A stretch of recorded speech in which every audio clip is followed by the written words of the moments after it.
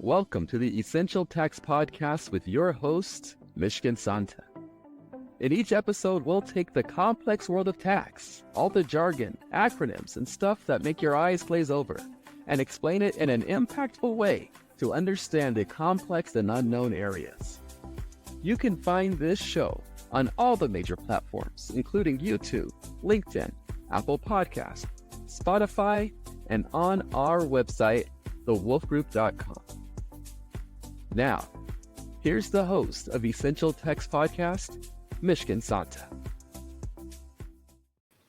Hey everybody, welcome to the podcast. I'm very excited for today's show because it touches a topic that's near and dear to my heart, which is physical, mental health, and dealing with tax stressors, if you will, during tax season.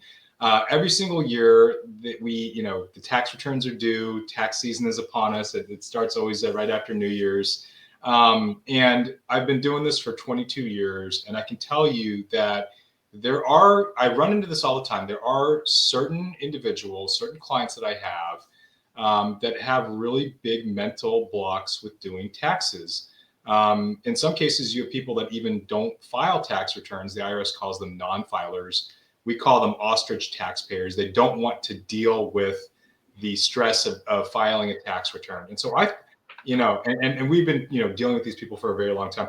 We also have people that wait till the very last minute to do their tax returns. They always do them on extension. We call them serial delinquents. And then we have people that have a really tough time kind of dealing with providing the paperwork and filling out all the information. And it can be a real big burden, and it can affect you both mentally and physically. And then on the other side of the coin, you have tax professionals that I call it the shrimp. They're kind of hunched over at their desk. They get the shrimp back, and they don't really, they sit at their desk for 8, 10, 12, 14, 16 hours. And it can be a very unhealthy, lifestyle for those folks. So today, I've asked Lisa to come on the show today to talk us through some ways that we can be healthier, both mentally and physically. So Lisa, welcome to the podcast. Can you give us a quick 30-second, background, who you are, and kind of, how you can impact this space? Sure. Thank you, Mishkin. I'm happy to be here. This is exciting. I'm always happy to be spreading the word about mindfulness and ways to reduce stress. My journey started in 2005. I got certified in yoga, and along with that yoga certification, there was some meditation study in there as well. And I taught yoga and meditation for quite a while. I still teach it. And then in 2020, I received a 2-year certification with Jack Kornfield and Tara Brock, a mindfulness meditation certification. And really, I've been just working with individuals, groups from all walks of life. I've taught meditation classes at yoga studios. I've taught coaches. I've taught high school teachers, social workers. Summer ago, I worked with an AA group. I've worked with kids in the inner city. I live outside of Chicago, and done yoga and meditation with kids that are struggling in the inner city. So I've done doctors, nurses, so it's all over the place, community centers. And the one thing that I've always wanted to do and continue to do, is kind of my mantra, is to plant the seed. So I'm here to plant the seed of what's possible in terms of having more well-being in your life, to be, more calm, to be more aware of what you need for yourself. And so I have no doubt that, maybe you're not going to listen to this and come out of it with, starting a meditation practice every day, and that's okay. But I know I can give you some tips and tools to help you get through your day. And I think as we go through some of the things that, Mishka and I are going to talk about, it's important to just take away whatever resonates for you and whatever you feel you can do, because there's going to be a lot of, stuff here that we're going to suggest. And I know Mishkin's a dedicated meditator, and so he'll have some great ideas too. But it's important to say, okay, I could do that one thing, or I can do that twice a day, so you don't be overwhelmed. We don't want to overwhelm you with more suggestions and things to do. We want to bring you to a place of being able to handle all these stressors with short little practices. Right. No, absolutely. So for those that don't know, I'm a big I like self-care. I take care of myself. I've got two young kids. I've got a family. I'm the guy that's up at like 4 a.m., getting ready for the gym. I do the creatine, while I'm working out. I'm in the gym by 5 o'clock. But before I even get to the gym, I'm touching the ground with my feet. Doing the salt. I'm drinking the salt to rehydrate in the morning. After I get back from the gym, before I kind of walk back into the house and I get to deal with my kids, I'm taking just a 10-minute pause where I'm just kind of like, stop, slow down, meditate, kind of reacclimate, get ready for the day. I've got, I do supplements, I do the NAD plus shots. I've got the standing desk where I talk to a lot of people regularly. And it's funny to me because I feel like I'm the only one that's at the standing desk, or I'm the only one that's on the walking pad. And I'm talking to a lot of other tax practitioners and a lot of other attorneys, and they're all sitting, they're all leaning back in their chairs. And clearly they're just, at their desk, and they're not really moving a whole lot. And I also go to a lot of conferences, and I observe a lot of my fellow colleagues. I went to an IRS conference in Dallas just last year, and I was shocked by the number of tax practitioners that were in wheelchairs trying to get from one session to the next because they were, had whatever condition they had. And then even more shocking, I go to a conference in Miami every year in January. And generally it's about the same time that they have a very big CrossFit event. And so you're in the elevator with these really ripped CrossFit athletes, but you see all these accountants and attorneys kind of standing next to them, and you're like, these two things don't match up very well, right? So, but overall, I think the big driver for me on a lot of this stuff, and I'll let you get into the physical health self-care recommendations that you have, but we have, the Wolf Group. We're not a big company. We have around 50 associates all in at the company. And I care for each and every one of them. And I don't, we're all remote. We don't have hybrid. We do have some hybrid work, but for the most part, everyone's kind of in their own little fiefdom in their house, and they're sitting at their computers. And I'm constantly worried that they're not investing the time to take care of themselves, both physically and mentally, that they're constantly getting their Teams, their phone, that they're just sitting, like I said, for 10, 12 hours. There's no inspiration there. So walk us through with physical health, self-care. Let's talk about that first topic. Walk us through what are some of your recommendations for both the folks at the Wolf Group and just people in general that are having to deal with tax season. Yeah. Well, you're doing a great job. I just want to say, pat yourself on the back. And self-care, you've got a lot going on, and that's great. I like to break it down to simple things like starting out with hydration. And when we're busy, as much as I like to drink 6, 8, 10 glasses of water a day, when I'm busy, all of a sudden I'm like, oh, I've only had my, cup of water or glass of water this morning. So really be conscious about drinking enough water. Hydration plays a big role in our bodies and our minds.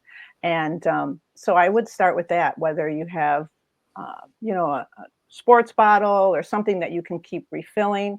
I also, I'm not a big fan of plain water, so I throw lemon in there. I make a little bit of ginger tea with honey. I do all kinds of things to help get all that water in me, herbal tea. And so I think water is a great place to start. And I know caffeine is, the drink of choice, and it helps many of us get going during the day. But and I'm not saying you have to limit it. It would be nice if you could, but try to keep it off of the afternoon schedule. So see what you can replace it with and after 2 o'clock, because that's only going to create more havoc for your nervous system. And then also just try to eat healthy. When your body's stressed and going through a lot, it's really important to feed it nutritional food. Stay away from sugary drinks or sugary snacks. Really high fat foods or processed foods are really bad. So any type of healthy snacks that you can have ready, whether it's some, cut up fruit, some dried fruit, nuts, maybe some veggies and hummus. I know a lot of this takes time, but you can buy some hummus. It's easy to cut up a cucumber. It's, or if you're going to use processed foods, like get something like a light pretzel or something that doesn't have a lot of chemicals in it. So really be a little bit more conscious about what you're putting in your body and making sure you're getting all that water in there and reducing the caffeine after 2 o'clock. And if you can, I know. As I'm saying this, I imagine all of you going, "What?" Like, "Wait, how can I do that?" But if you can, try to have proper meals. And not saying you got to sit down for 3 meals a day. That would be great. But pick one meal you're going to sit down and eat and be focused on your food, not in front of the computer, not talking on the phone. So whether that's, it'd be great if you could do it for breakfast, lunch, and dinner, but maybe pick one and remember to have those meals. Don't skip breakfast. Even if it's just a banana, don't skip lunch and dinner and work through. So those are some of the more physical, things you can do when you're putting things in your body. So And just to recap for a second here. So we're thinking, okay, water is important. Water is crucially important. I know there are multiple times where I found myself almost at 2 p.m., 3 p.m. and I'm like, I haven't had any water. Like I can tell I'm completely dehydrated. And if you look at my desk, I've got my bottled water. I don't know if you can see that on here, but I got my bottled water. It's there. It's right in front of me. But still, sometimes I just completely forget that. And I think I can tell a difference when I start to hydrate, how much better that I feel. The caffeine, I completely agree with you. If I drink coffee after like 11:30, I'm going to be up all night. You might as well give me a good book because I'm going to be, sitting there reading it at 2 a.m. because I'm not going to be able to sleep. I do have one takeaway on the coffee though, which is I was always told not to drink coffee within the first hour and a half to 2 hours of when you wake up. So my wife, I know, like immediately she wakes up and she's right at the coffee machine, and I'm always like I can wait, I can hold off. And in fact, going to the gym in the morning, I think helps me get that engine going. And I haven't done pre-workout or anything like that in years. I don't like to touch that stuff because it kind of throws me off for the rest of the day. So normally it's the gym, and then by the time I get back from the gym, I've gone about 2 hours, and then I start to drink the coffee. And then the meal prep, I think that's absolutely critical. I know that fighting off the cravings is real tough. Like if you don't have a plan for your day for meal prep, you're going to get a craving, and you're going to cave in. You're going to be like, okay, I'm just going to get that, DoorDash, that McDonald's, whatever it is, and I'm going to eat that. Whereas I think if you plan it out and if you eat the protein first, it'll drive, in my opinion, it helps me fight off those cravings and making those bad choices. I cannot be trusted to make good choices with food if I don't pre-plan that out. I know that for a fact. I will self-admit that I'm not trustworthy on that. So that's my takeaways for kind of some of the things that you're saying there. Yeah. And there's a saying that says the most important thing is remembering the most important thing. And that came up for me when you said you'll have your water bottle there and you haven't had time to drink it. So that's why it's so important to take a moment and pause and notice what's going on. Like, okay, how am I feeling right now? What am I, where am I at in my day? Oh, I haven't drank my water. Well, if you notice that at 10, 11 in the morning, you still have all day to catch up with that. And I think the coffee, I gave up coffee many years ago, and tea. And I think that idea of just giving your body a time to just rehydrate with water, because coffee is very, it's hard, it's hard on your system. It's a diuretic. It dries you out, so you want to get as much water as you can in before you start working on the coffee, and even before your food, because it can, and the lemon in the water can really boost some things in your system as well. Oh, okay. That's great. Yeah. Yeah. Yeah. And then I was just going to move into some things to do before you start your day. Sure. Before you open the laptop or go into a meeting. So something I like to tell my clients is to pause every hour. Let's just start with starting your day. So if you're getting ready to open your laptop, maybe maybe you haven't worked out, maybe you don't have time to work out, that's fine. Maybe take a walk around in your home, you can, or walk around outside if you can get some air, just to get things moving. Climb the stairs, a couple times, and then come into your office. There's lots of quick stretches you can do, and easy yoga, chair yoga you can do online. And I like to, before I open my computer, before I start my day, is to pause and take 3 breaths. Just take a long, slow inhale, long, slow exhale, and then proceed. I have a stop card that I give out to my clients I see in person. Stop, take a look at what's going on, observe, and then proceed. And so, we're stopping, we're noticing, we're breathing, and then we're opening the laptop. And then throughout the day, if you can set a timer and take a 5-minute break every hour and move, if you can move or stretch or, sometimes again, stop and breathe for a little bit. Those can all be really helpful throughout your day. And there's all kinds of different breathing exercises. You don't have to get complicated. I just encourage people to really take some quick, deep breaths in and out. Or I mean, it's not quick, but slow, deep breaths in and out. And what I like is that it's so simple. People will tell me, I can't do meditation. I don't have 20 minutes. And I'll be like, well, do you have 10 minutes? And they're like, no, I don't have 10 minutes. I said, do you have 5? Nope. I'll be, okay, do you have 30 seconds? And usually I got 30 seconds. You can do 3 long inhales and exhales in 30 seconds and start to get the nervous system to calm down. So that's what I recommend. We can do a little practice here right now if you'd like. Yeah, let's do it. Love it. Yeah. Let's do it. So this will just take a few minutes, just, getting comfortable again. You can close your eyes or keep your eyes open or your gaze down. And I'm just going to invite you to take a slow breath, if it's available for you, through your nose. And you can imagine or feel filling your lungs and your chest, your belly.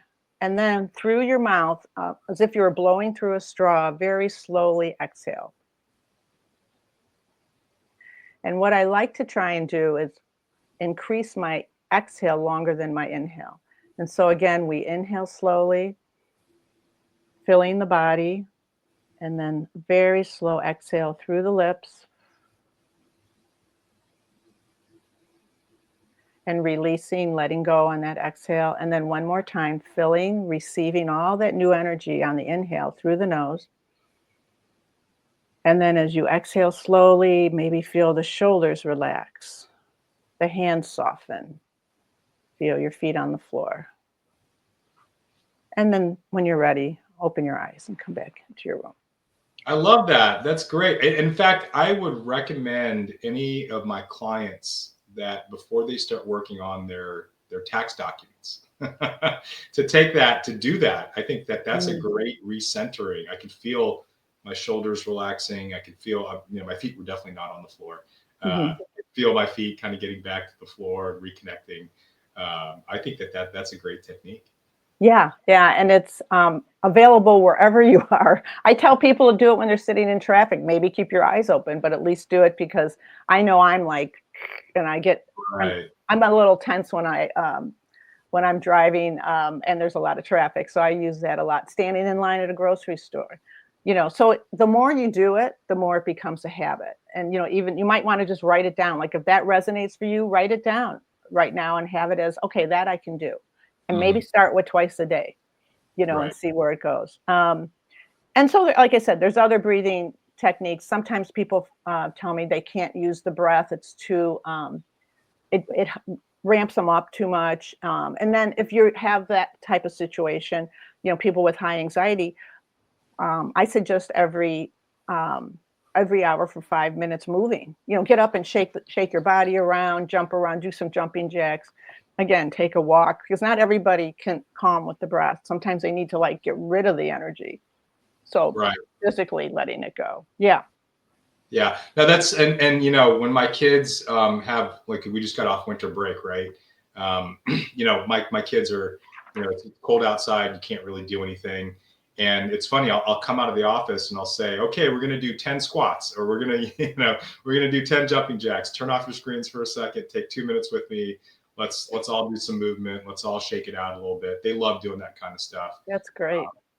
I think that's a great tip right there. Yeah, okay, and you're instilling that in them at a young age, so they will carry that into their lives. So I hope so. I hope they'll look back and remember. I hope they don't look back at it like, oh, Dad made us do all this stuff, this crazy stuff. Yeah, there's that too. Okay, so let's move on to the next topic, which I think it's a big topic for me. So I know I said I wake up at 4 a.m. to go to the gym, but that's not every single day. I'm over 40. I can't do that. But so, for example, last night I got, I think, close to 10 hours of sleep. Mm. And, I used to wear an Aura ring. Like, people, if anyone that knows me knows, like, oh, Mish, she's always got the latest gadget or technique or the watch or whatever. I don't have that stuff anymore because I actually found it counterproductive. Like, I'd kind of spin out when I look at it and I got a bad night's sleep, like, oh, why didn't I get, a good sleep score or whatever it was. And I feel like I sleep so much better now without any of the technology, to be real honest. It's not a knock on those types of products. I know people love their Apple Watches and their Oura Rings and their whatever else that they have out there. But for me, I do so much better with really, really good sleep. In some cases, I will use a sleep mask. And in very rare cases, I used to do this a lot. I don't do it anymore, but I used to use the mouth tape. And I found that to be, very helpful. But these days I sleep just fine without any of that stuff. So I'll let you kind of walk us through the sleep stuff. Tell us why sleep's important and tell us how it can help. Wow. It's so important for rejuvenating everything, because when you're sleeping, everything is, you're getting new cells, everything's reworking and resting and really rejuvenating. And even though you could be laying in bed for a few hours, that's not going to do it until you get that good deep sleep. And it's so important to be consistent with your bedtime. Try to always go to bed very close to the same time every night. I know it takes me a while to fall asleep, so I might get in bed like at 9:30 and still be up, at 10:30 or 11, but I'm in bed and then I can sleep and get 7 hours roughly around. And sometimes I fall asleep right away. So I think either way, you shouldn't be bouncing around on your sleep times if you can help it, especially during the week with work. Pick a time that you can honor. Maybe if you have kids, when your kids are in bed, you've had some time to wind down, and then it's like, okay, I'm not going to stay up and watch this news report or this football game. I'm going to go to bed. And so being consistent is really important. No work emails in bed or upon wakening. So don't go to bed with the laptop. I'm going to finish this up. So it's really important to wind down at least 30 minutes before you go to bed. And there's lots of apps that'll help with sleep. You can do, different sleep apps that they have music. There's apps that do story times for adults. There's a yoga practice called Yoga Nidra, and that's a sleep yoga. Yeah. And so these things can be really helpful for falling asleep. And again, try not to engage in any work activities, and really be conscious even about what you're eating. Obviously anything with caffeine, any chocolate or any foods that are hard to digest that might keep you up. So make sure you're eating light, or I try to, once I have dinner, I might have one snack and then I'm done till the next day. And I think that helps me. And then just make sure that, your room is dark, that it's quiet, it's cool. Try to have electronics away from the bed. If you need to watch or listen to something, have that ready next to you and then easy to turn off. But there is an app called Insight Timer, and they have, it's a free app. And what's nice is they have thousands and thousands of meditations on there, and you can put in for sleep or, anything around sleep.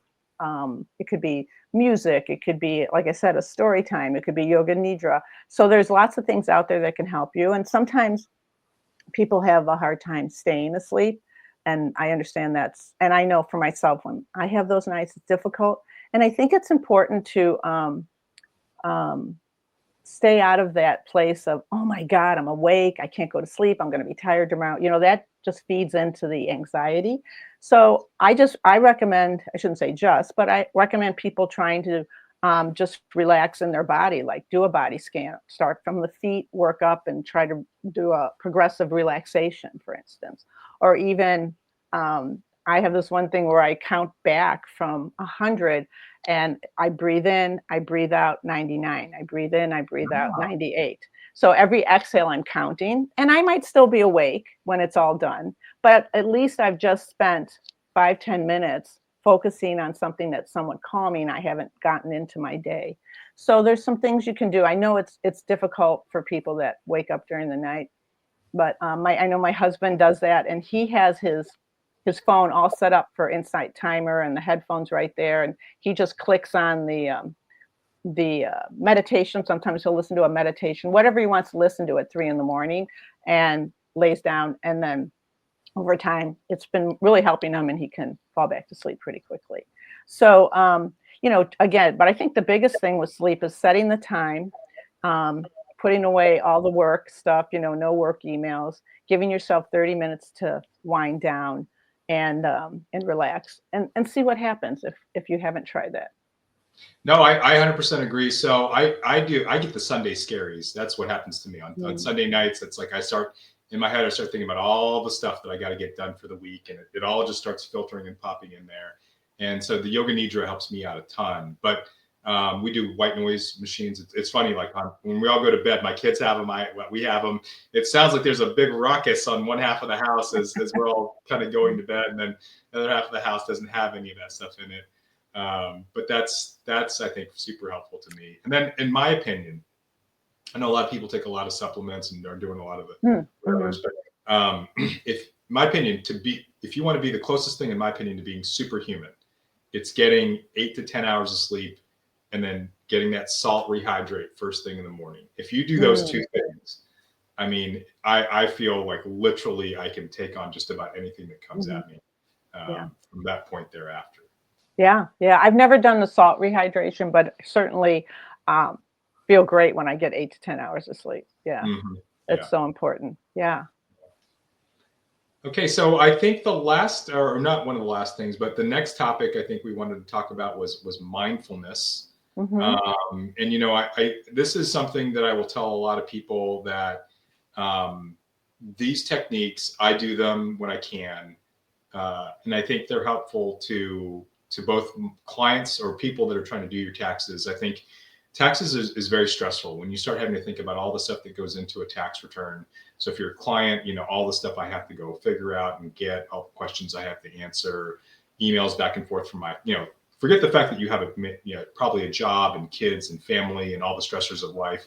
But now on top of that, you maybe have your accountants asking a million probing questions and, do I remember what I did last year in June, or anything, it's difficult, and I 100% get it. And then for the tax professionals, I think it's always a trying time to try to tease information out, make sure you feel comfortable.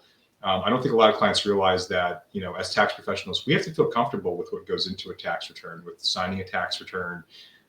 We generally just don't let good enough slide. A lot of CPAs are, they want to take it to the nth degree, and they want it to be a 10 out of 10. They don't want a tax return to be 8 out of 10 or 7 out of 10. They don't want any margins there. So they're perfectionists. Talk to me about how mindfulness can help, what techniques can be used, how can we use this to approach these stressful situations and maybe make the day better. Yeah.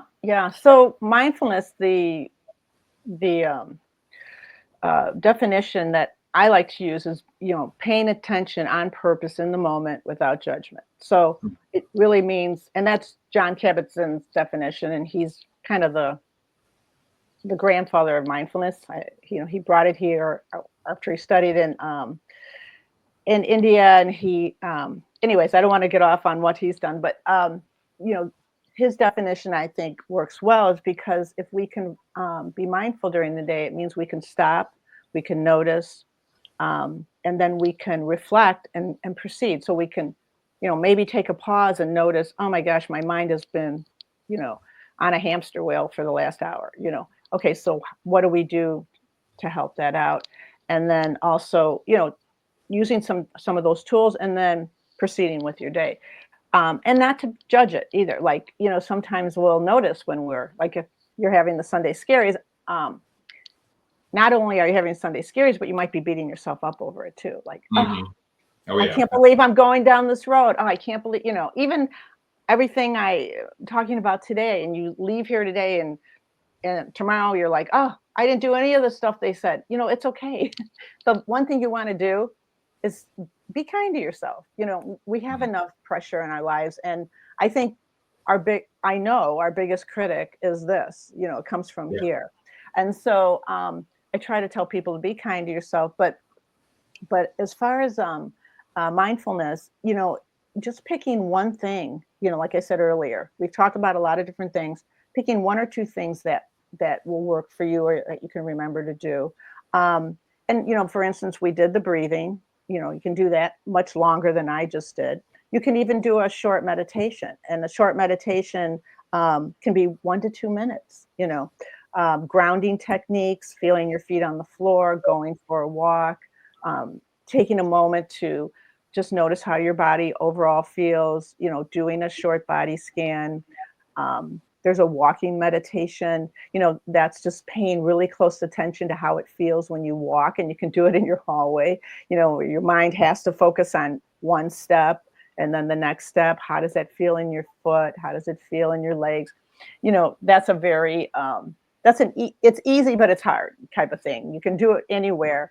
But it does bring your focus, it hones in your focus. And so I think too, if you're, I just want to say a little bit, if you're dealing with some anxiety, sometimes that can get in the way of everything, right? The anxiety, I always say you try to catch it, whether it's anxiety or just a busy mind, you try to catch it before it gets down into that hole. Because then, we can have a box full of tools and techniques, but once we're down in that hole and we're just, then it's like so hard to climb out, or we forget, like, I know myself when I'm really tense or upset about something, I will forget to use my tools, for a little while, and then I'll kind of wake up.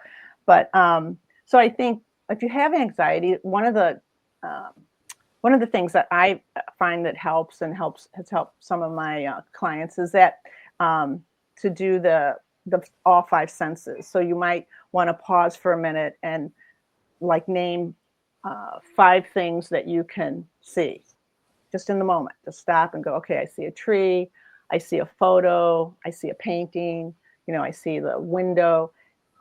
Name those, and then go to 4 things that maybe you can hear, or 4 things that you can touch. I can touch the clothing that I'm wearing. I can touch the desk. I can touch this piece of paper. So then you do that, and then you go to maybe 3 things you can hear, and then 2 things you can smell. Could just be clean air or maybe your coffee or your tea, and then 1 thing that you can, what did I miss there? Oh, taste. And sometimes taste is kind of weird, but what it does is it activates, it gets the mind to get off that hamster wheel of thought, worry, anxiety, because now you're focused on, okay, what are 5 things that I see right now? So that's just a good thing to do if you're feeling anxious or anytime, really. But if you want to do something a little quicker, certainly, get up and walk around again, like we talked about, get out in nature. Even if you don't have a lot of time, walk around your house or down your block and back. I used to get up and just go in the afternoon, go check the mail. It's down my driveway. I come back in and I would feel better just getting some fresh air. And I live in the Chicago area, so it's very cold right now. So, Yeah. Yeah, so I could still go out. It just takes more time. You got to bundle up. And so you do something in your house. You walk around or climb the stairs, and doing, again, a short meditation. And we can do something right here, right now, as a little example. If you Sure. like, and it's just a breathing meditation. It's kind of, we're just going to focus on our breath and keep coming back to it. So just again, getting comfortable, and this will just take maybe a minute, and letting the body settle into the chair. You can close your eyes or take your gaze downward like we did before. And then I just want you to, well, first of all, just notice your body if you can, sitting here. So where do you feel pressure? It might be in the feet. You might want to wiggle your feet in your shoes, and then you'll really feel your feet. And then noticing the weight of the body into the chair. Whether, the connection of your body to the cushion. Maybe even noticing how the back of the body is resting into the chair. So you start to connect with the body right now. And then once you do that, you notice your breath. So you don't have to necessarily do a long, slow inhale and a longer, slower exhale. If you don't want to, you can. Or you can just notice, where is my breath right now? See if you can find it. And it might be just a whisper of air through the nostrils, coming and going. It might be breath moving in and out through the mouth or down the throat. Or you might even feel a rise and fall of the chest as you inhale and exhale. And sometimes you can even feel the belly expanding, receding. So wherever you feel the body, it can be anywhere. I'll just invite you right now to focus on that breath coming in and that breath going out. You can even imagine it as a gentle wave at the ocean or the shore. Breathing in, the wave comes in. Breathing out, the wave releases and goes back out. And then every time a thought comes in, you don't get mad at it. You don't criticize it or yourself. You notice, oh, I'm thinking right now, or I'm worrying. You could even name it. And then when you're ready, come back to finding your breath. Where is my breath right now? I just got lost in thought. Okay, I'm going to come back. I'm going to feel my breath going in and out through my nostrils. Or I'm going to feel it as my chest rises and falls. And then again, within maybe seconds, I'm already thinking about work. Okay, I'm planning. I'm going to come back again, find my breath. So, and then you can slowly open your eyes. But so the idea is, and it can be very frustrating. People get like, yeah, but I'm always back in thought. I'm like, yeah, you might meditate for 30 seconds out of 10 minutes because you've got some, but as you practice that, that's going to take a little longer than doing something real quick, but that could be a practice that you try maybe at the end of the day or just once a day. And there's lots of meditations online you can go to that will help you do that. But the idea is that, yes, we are all getting lost in thought all the time. That's what our minds do. And the only way to bring our mind back is to give it something else to focus on. So if it's wound up with whatever, pause, breathe, pause, notice your feet. It's in the pause. I think that's so important. Pause, get up and walk or run, whatever you need to do. And then the more we pause, the more the brain knows to do that. Because what happens we've got these neural pathways, and they discovered, I don't know, in the last 20 years or so that, they can actually change the gray matter of the brain now. So, we tend to be, we have this inner critic, and we tend to very easily go to the negative. They say our brains are like Teflon when it comes to good things, and Velcro when it comes to the worry and the bad things. Oh. But we can start to, so we're like this, but we can start to do this the more we pay attention and we get off that train of, bad thoughts. Yeah. And actually, the other thing they talk about is, and I think this is a good thing to even do during the day sometimes, is pause and notice the good things. Like and it could be something so simple, like just pause and go, oh, the sun came out today. Like we have a lot of dark days in my area in the winter months. And it's like, oh, the sun is out. That just feels really good to me. Take 30 seconds to take that in. Or, maybe somebody held the door for you when you went for your coffee or went to the store. Normally it's like, okay, that's great. Now, if somebody would have slammed the door, on you, that you probably would talk about and think about, go home and tell your partner about. But if somebody holds the door for you, how often do you say or celebrate that? So we want to start bringing more of that in our lives too. We want to say, oh, this happened. I'm going to sit with that for a minute because that was really good. Or I called a friend and she was so happy to hear from me. That feels really good. Because we so easily go to the negative. It's ingrained in us. It's not, it's not easy to let go of that, but we can practice it. So I got off on a little bit of a tangent, but just to reiterate, doing, mindful activities, taking those breaths, those long, slow inhales and exhale, doing a short 1 to 2 minute meditation, and you can use an app for that. Doing the grounding technique where you do your 5 senses and coming back to earth in a sense. Doing a short body scan, just noticing your feet, relaxing your legs, letting your arms relax. Notice what it feels like to sit in your chair. Doing a walk in nature, a walking meditation. So those are some of the things I recommend. Yeah, and I think those are all great recommendations. And I would tell people, I know a lot of people, and I'll use my sister-in-law as an example.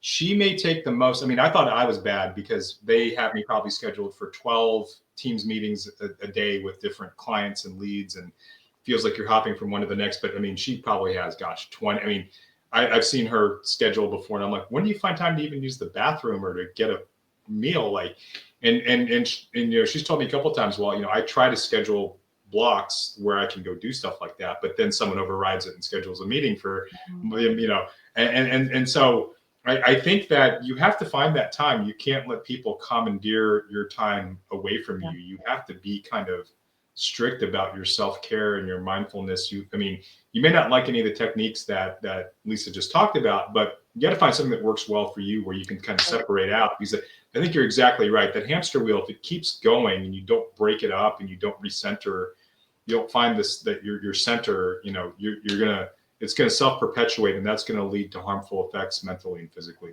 my opinion. Absolutely. Yeah, I agree with that completely. Yeah.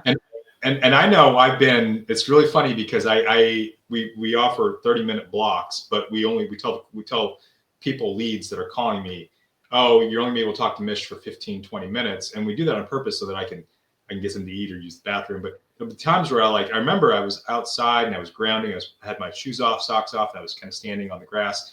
And then a client called me and I was talking to him, and there were a bunch of birds flying all around me making noises. He's like, after the phone call was done, he's like, hey, real quick question. Where are you? Because it sounds like you're in a zoo or something. And I said, no, I'm in the backyard I was doing some quick grounding before I got onto my next call when you just happened to call me. And he's like, oh, wow, that's real cool. I'm glad you were able to, you know, get away from your computer for a minute. And people, in my opinion, I bring that story up because I'm just saying, I think people will understand if you tell them that you need that time, that 2 minutes, that 30 seconds, that whatever it is, to just do something for yourself within that workday to make you feel better. Yeah. And I think it's a mindset that isn't practiced enough in our world. You know, it comes down to self-compassion, self-care. And I think we're in a society that, you know, fosters doing, getting more done. And hopefully that's starting to shift. That self-care and self-compassion is not about selfishness. You know, it's about, the better I feel, the stronger, the calmer, the healthier, the more rested I feel, the more I can care for others and take care of others in my job, in my home, you know, my friends were in my community. So it's so important. Yeah. Absolutely. Okay. So we've talked about starting off the day. We've kind of talked about things to do during the day. Let's talk about the final topic here, which is, we talked about sleep, obviously, which is, I guess, the very, very, very end of the day. But let's talk about closing down the workday. What are some things that, you know, I always make the joke that I'm kind of like Fred Flintstone. The bell rings and then I slide down the back of the brontosaurus, and then I pop the little thing in there and I'm like, I'm done. But talk to me about, you know, closing down the day, techniques that can help kind of make, you know, drawing a line under the day better for people so that they're not carrying that into their family and dinner and all that stuff. Yeah. And I think it's so important now that so many people are working from home, because you know, the shift, you can just walk into a room and be back at work, or walk out of a room. And so it's really important to have what I'd like to call a habit or a ritual. And that's, you know, set in your mind, what is your end of the day time? When are you going to shut down for the workday? And, you know, it'd be great if it's consistent, but you might have a day where things ran long, but at least you can say to yourself, okay, I'm going to shut down at 6 o'clock, you know, versus maybe 5 or 5:30. So have that time where you know in your head that you're going to stop working, and try to stay as close as you can to that. And then it's really important, you know, I know we all have our to-do lists, but, you know, sit down and cross out everything, you know, you've done, whether it's in your mind or on a piece of paper or on your computer, but, you know, that I've completed that. And then look at your list and even say, okay, these tasks were completed. I want to start tomorrow with these 3 or these 2. Because then you've sort of given yourself permission to say, I can start, you know, I'm not forgetting about them. I'm not ending the day and not, you know, but okay, tomorrow morning, I'm going to start with this or this. And so perhaps you're going to have a little bit more of a completion in your mind. And I think that's really important. So these are some rituals you can incorporate. And then clean up your workspace a little, get the papers in order. So when you come in the next day, you're not bombarded with, chaos in a sense. And get your, if you can get your computer shut down, get the lights off, leave the room. And then even before you do that, and even if you're coming home from work and you're driving home, I like to always tell people before you get out of the car, again, do those 3 long breaths, the slow inhales, the even longer exhales before you transition. Because it's like, okay, can I let go? You could even in your mind start letting go of the day so far. Like, all right, that happened, wasn't great. I'm going to just let that go for right now. I'm not going to bring it in, like visually feel it come off your body if you want, or just breathe and let the body soften so that you can then transition into the non-working space and, have, your regular family life, whatever you're doing, your leisure activities. But it's important to have those rituals. So, so set the time, review your to-do list, get your short list for the next day, clean up your workspace, shut down the computer, the lights, all that. Take a few breaths, or just close your eyes and try to relax through the body, and then enter your next day. Yeah, that's awesome.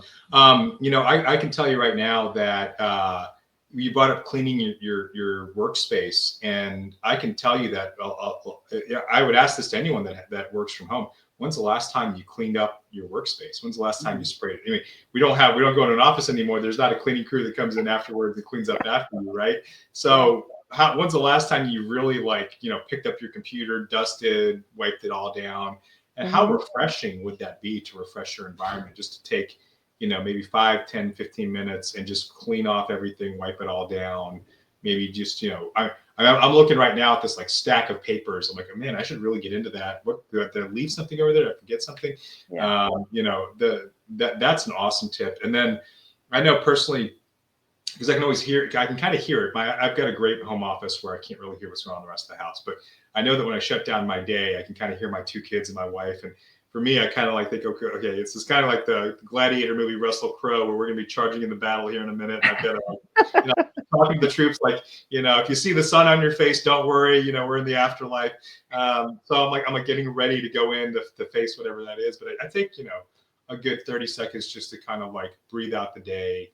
Make sure that I've made my notes for what I'm going to do for tomorrow, so it's not hanging in the brain. I think you have to have that cutoff instead of just clicking that button, I'm done, and then walking right into the next phase. I think that's really, really important. Yeah. Okay, concluding thought. Anything you want to end with? Any other tips you want to leave for the audience that they should know about? This has been fantastic, by the way. I'm so pleased you brought up a lot of this stuff, because I think it's straightforward, it's intuitive, but until you kind of say it and put it out there, I don't think people know where to start or where to do this stuff. But before we close out, any remarks, any things you want to leave us with? Yeah, I just really want to say, don't feel overwhelmed by all this either. I think it's again, it's so important. Remember what's the most important. The most important thing is to remember the most important thing. Sorry. And just when this podcast is over, just pause for a minute and say, what stayed with you? What resonates with you? Maybe it's just one thing. Maybe it's none of it, but who knows? I'll come back. Sometimes I'll be like, oh, that was good. I'm going to come back to that later. I don't have time to really think about it. So give yourself an opportunity to notice what rang true for you in this podcast. What do you feel you can implement? And remember, it's not a competition, so you don't have to do everything. You can pick one thing or another. And then maybe in a week or so, you say, okay, I focused on that. Now I'm going to try the sleep, try to do the sleep ritual or the end of the day ritual. So be kind to yourself. Give yourself a break. Know that we're all doing the best we can with what we have and in the situation at the time we have. So to be kind to yourself, to implement whatever rings true for you, because that's what's going to stay with you. And habits change too. You might be, oh, great. I was really good about pausing, 3 times a day for 4 days, and then I didn't do it for a week. Okay, that's fine. We always have the opportunity to start again. Just don't beat yourself up. And Lisa, will you send over some links to your website or to your firm or what, the practice that you have going on, so if folks want to reach out to you, they can? Sure. Yeah. And there's some notes or some links for different things that I referred to also. Right. I'll make sure those get on the Okay. show notes. But yeah, if you want to send us links to kind of what you're doing so people can check you out, I think that would be really Yeah, cool. I can send you my my website for sure. All right. Well, perfect. All Well, right. thanks for coming on the show today. Really appreciate it. Thank you. Thank you for doing this because it's so important and I love it. I just I'm always happy to show up and give people some options. And I love that you're so already into it that you're a shining example for your community of people that you work with. I hope so. I mean, I think some people would go, wow, that's really extreme. I know some people I've talked to like, man, there's no way I can do all that stuff. But I've been doing it since law school. We had, back when I went to law school, it was called boot camp for lawyers when I was a 1L, 2L. You kind of got picked up. You were doing your internship at a firm and they kind of picked you up in a car and you were with a bunch of other new 1L, 2L attorneys, and everyone went to the gym together. Everyone got changed together. Everyone went in the office together. They supplied all your food for you, and it was healthy stuff. And it was just kind of like learning how to eat and be healthy as an attorney, because attorneys also can be really, really unhealthy too. So that's where it all really started for me, and then from there it's progressed over time. But hopefully it's not viewed as the extreme, more as the maybe some good tidbits on what you should do there. Yeah, some great habits. And thank you again. I really appreciate being here. All right, absolutely. We'll talk to you later. Thanks, Lisa. Okay, bye-bye. You've been tuning in to the Essential Tax Podcast with your host, Mishkin Santa. You can find this show on all the major platforms, including YouTube, LinkedIn, Apple Podcast, Spotify, and on our website, thewolfgroup.com. Thank you for your positive reviews, comments, questions, and for sharing this show with others.